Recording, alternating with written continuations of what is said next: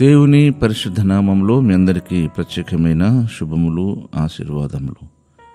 Today's God's promise విలాప వాక్యములు 3వ అధ్యాయము 25వ వాక్య భాగం.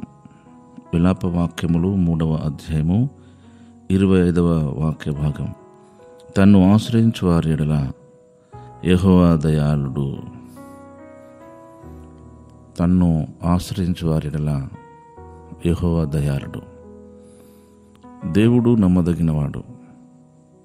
వాగ్దానము మన జీవితంలో ఈ లోక భ్రష్ట పరిస్థితుల నుంచి మనల్ని కాపాడడానికి, మనల్ని విమోచించడానికి అనుగ్రహించిన వరం.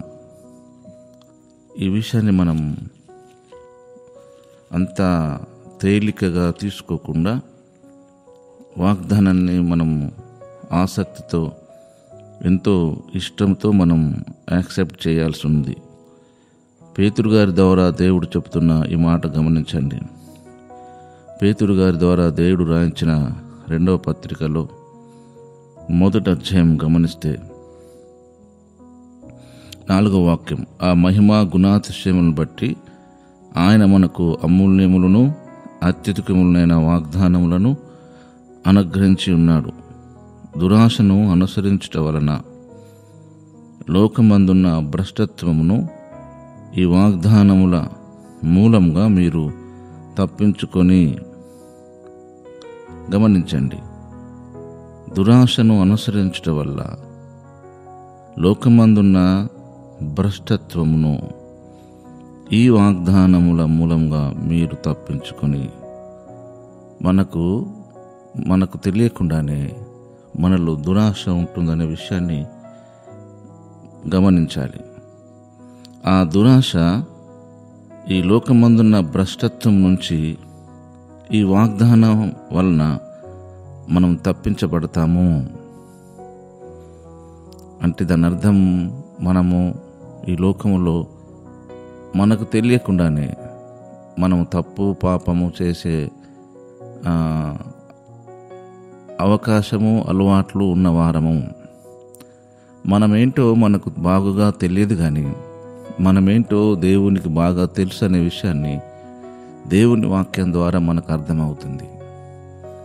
కనుక వాగ్దానం అంటే ఏదో ఈ భౌతిక సంబంధమైన ఆశీర్వాదాలు, మేలులు, ఆర్థిక పరమైనవి కానీ ఇంకా వేరే మనం అనుకున్నట్టుగా కాదు, పరలోక సంబంధమైనది.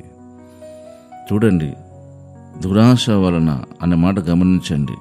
దురాశను మనం ఫాలో కావడం ద్వారా లోకమందున్న భ్రష్టత్వము ఈ వాగ్దానం మూలంగా మనం తప్పించుకోవచ్చు.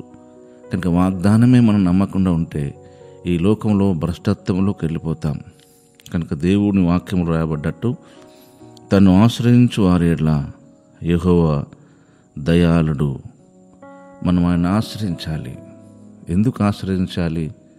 ఏ విషయంలో ఆశ్రయించాలి అంటే, కేవలము ఈ భౌతిక సంబంధమైన, ఈ లోక సంబంధమైన అవసరతలు, అక్కర్లు తీర్చడానికి కాకుండా పరలోక సంబంధమైన కార్యాలను మనము అనుభవించుటకు, మన జీవితంలో దేవుని ఉద్దేశం ఏమైనదో తెలుసుకోవడానికి, అనుభవించడానికి. భక్తుడు పౌలు గారు కొరింథీ సంఘానికి రాసిన మొదటి పత్రిక 15వ అధ్యాయంలోని ఈ మాట గమనించండి. 15వ అధ్యాయంలో 19వ వాక్యం. ఈ జీవితకాలం మట్టుకే మనం క్రీస్తునందు నిరీక్షించు వారమైతే మనుషులందరికంటే దౌర్భాగ్యులమే ఉందము. ఇక వాగ్దానం అనేది ఈ భౌతిక సంబంధమైనది కాదని, పరలోక సంబంధమైనదని కూడా మనం గమనించి, ఈ లోకంలో ఉన్నంత మట్టుకు, ఈ జీవితకాలం మట్టుకే అన్నట్టు అర్థం. మనం క్రీస్తునందు నిరీక్షించు వారమైతే మనుషులందరికంటే దౌర్భాగ్యులమే ఉందము. మనకి ఈ విషయాన్ని గమనించి అనుదినము మనం మన పరలోకంలో మన కొరకు దేవుడు సిద్ధపరిచిన ప్రతి మేలును, ప్రతి దీవెనను, ఆశీర్వాదాన్ని అనుభవించుటకు ఈ లోకములో ఆయనను ఆశ్రయించాలి. తన్ను ఆశ్రయించు వారి యెడల యెహోవా దయాళుడు కనుక ఈ లోక సంబంధమైనవే కానీ పరలోక సంబంధమైన విషయంలో కానీ మనం దేవుణ్ణి ఆశ్రయించు వారమై ఉండాలి. ఆయన ఆశ్రయించు వారి పట్ల దేవుడు దయాళుడు. కనుక మీరు ఏ విషయంలో దేవుని ఆశ్రయిస్తున్నారో అట్టి విషయంలో మీరు ధన్యులనే విషయాన్ని మర్చిపోకుండా ధైర్యంగా ఆయనతో నడవడానికి ప్రయత్నం చేయండి. దేవుడు తన మాట తన పక్షంగా నెరవేరుస్తాడు. పరిశుద్ధుడైన తండ్రి, నీకు వందనాలు.